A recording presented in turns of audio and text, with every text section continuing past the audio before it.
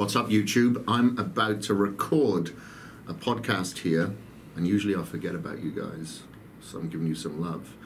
And the subject today is going to be specifically for Muslims who fast through Ramadan. So today the title is going to be called How to Minimize Muscle Loss and Fat Gain During the Month of Ramadan. So that's what we're going to do right now. So I'm going to press record and get into this. Y'all ready? What's up, dudes and dudettes? Kris Gethin here, CEO of Cage Muscle. And to all you people on YouTube watching this, hello. I often neglect the people on YouTube by not looking at the camera, not interacting. Instead, I'm too busy forcing my voice down this microphone. So guys, if you are listening to this podcast on iTunes, Spotify, Stitcher, or any other platform, you can actually go onto my YouTube and watch these episodes. Not that they're exciting. However, if you want to look at my bucket on my head, you can tune into the YouTube. But anyway, today, let's get straight into this. This is perfect timing because during the month of May and June, specifically May 15th here in the US, is Ramadan. Ramadan 2018, starting from May 15th in the US. Ramadan is observed by Muslims worldwide as a month of fasting to commemorate the best of times, quote unquote. It celebrates the first time the Quran was revealed to Muhammad according to Islamic belief. The subject today will be, hold on one sec, my phone is going off, I need to silence that, is how to minimize muscle loss and fat gain during the month of Ramadan. So it's a little bit stricter than the fasting protocol that I go through. My fasting allows me to have fluid. I call it a controlled intermittent fast, where I do have my supplements. I have my pre-cage, my re-cage, my in-cage, my multivitamins. I have my HydroCharge that I drink throughout the day with my BCAAs, with my glutamine. So it's a controlled fast, and maybe I'll break my fast about 4 or 5 o'clock in the afternoon, and maybe I won't do that every day. However, Ramadan in its strictest form, and not eating during the day from dawn until dusk, there is no food, abstinence, so no fluid either. It's a wet, a dry fast. So it's a very different. So I've had many questions over the years from Muslims on how to get through this fasting period without gaining fat, to still perform, still improve, still gain muscle, or at the very most maintain their goals, or at the very least, sorry. I had a gym in Australia back in 2002, 2003, up until 2005, and I held kickboxing there as well, and I had a lot of Muslim members, and I know that this was a very trying month for them, specifically when they were going through transformations, and especially when you've got somebody like me walking around the gym with eating food every couple of hours. They probably didn't like to be around me.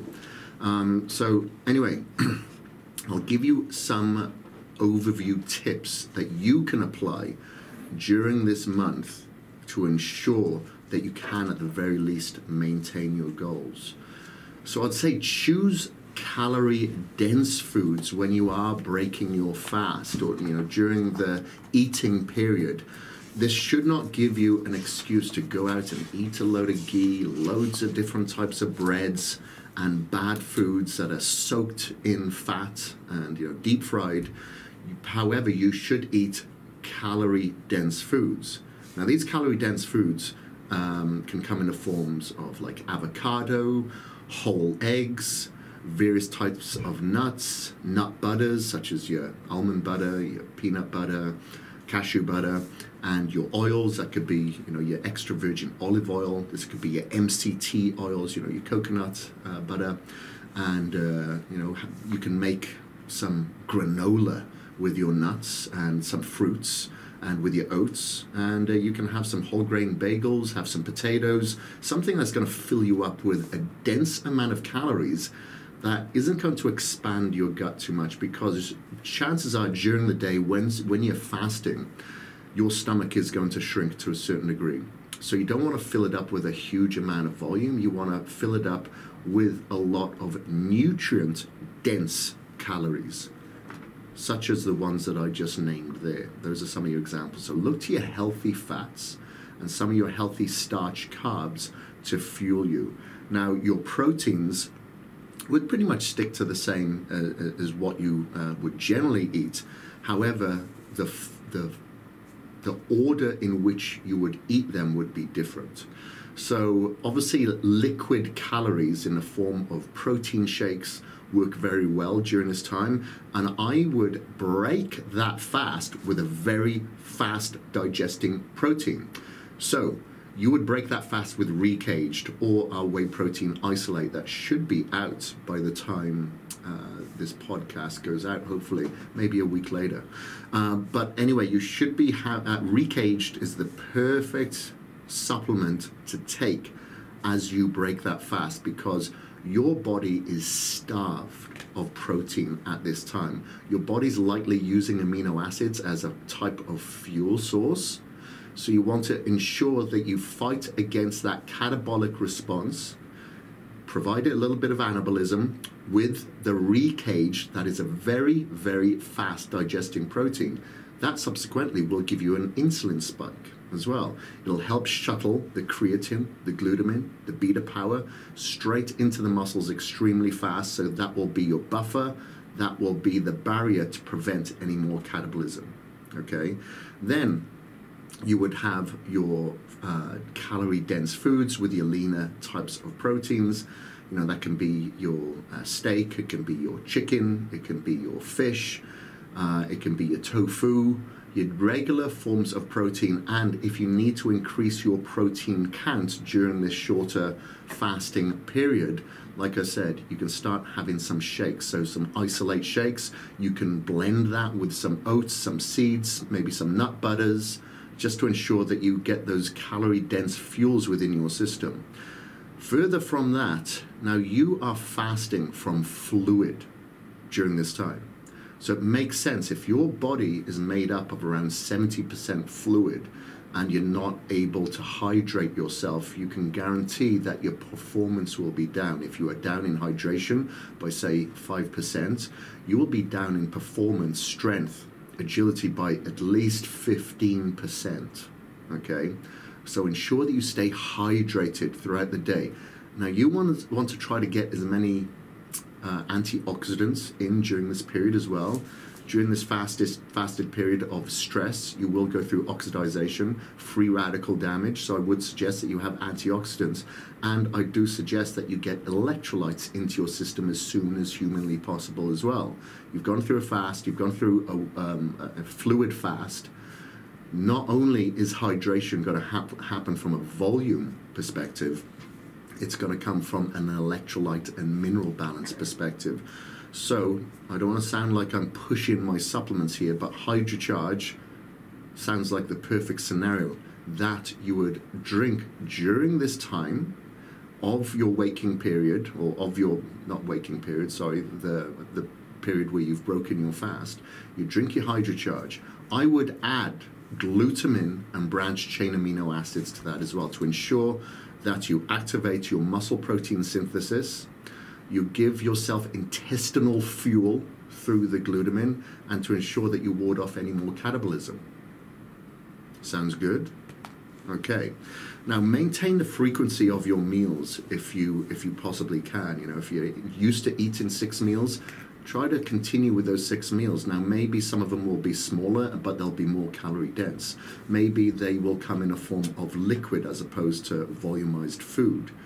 Just try to get in those calories if you possibly can through those clean forms that you would generally would. This isn't a ticket for you to go out and eat anything and everything.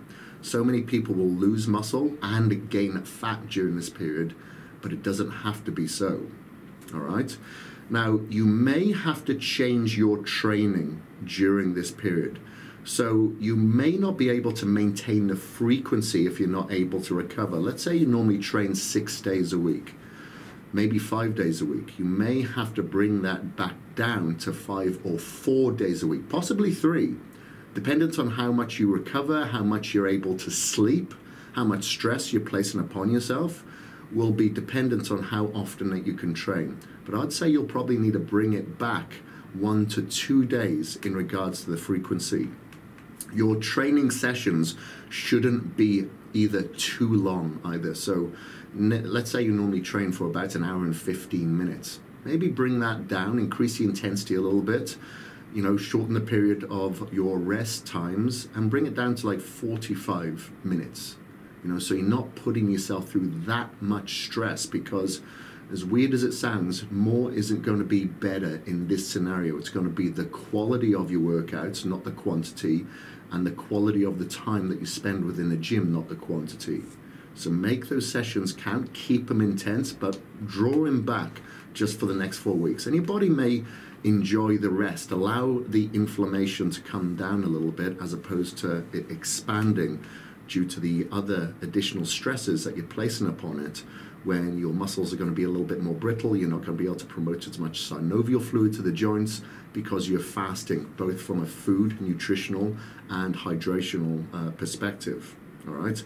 Now, when you're about to finish, when you're about to start your fast, so you've eaten throughout the day, or through the night, sorry, and now you're about to begin your fast again. It makes sense that you have a very slow digesting protein during this period. So that's when I would mix casein, the cage muscle casein, into a thick pudding, not in a shaker, just as a thick pudding, and you can add some nuts to that, some calorie dense nuts. So these could be cashews, almonds, chopped walnuts, all mixed together, and add a few different types of seeds as well, such as your sunflower seeds, your hemp seeds, your chia seeds.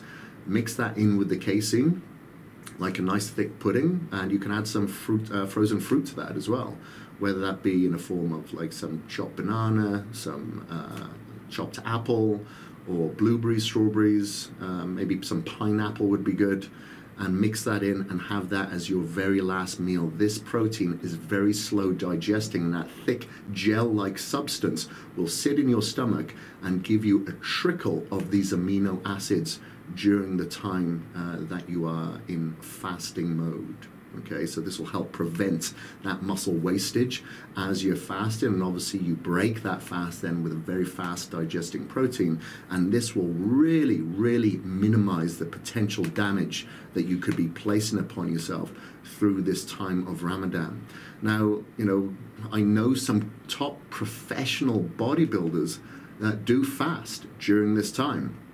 I remember Ahmed Hidar from the 90s used to do this with great effect, and there's several other top professional bodybuilders that do it. So it can be done. You just have to be very smart with the time and the calories and the hydration given to you during your waking to sleeping hours, during your fasting to non-fasting periods. Okay, but during the time that you break that fast, make sure that you are very efficient with the quality of your hydration, of your nutrition, and of your training period. You may not want to do any cardio during this time further than, say, 15 minutes a day, just to ensure that you're able to regulate and improve that muscle protein synthesis of all the foods that you are taking in. But you don't want to be training, I'd say, during that fasting period at all. You know, if you were to train, if you're strong enough, you'd probably do it just before you break your fast. But I would suggest that you have some hydration and food into you first, or at least protein shake, before even stepping into the gym. And you wouldn't want to do it right before you're about to finish that eating, grazing period as well. So try to throw it right into the middle of that mix if possible. I know it can't always be done, but you do with what you're given. But just try to make the best of that scenario. It's only a month, guys. You can do it. I'm behind you. I would like to say I'll join you, but I can't. I can't for other reasons. Because I'm controlled fasting. I like to be in some form of control.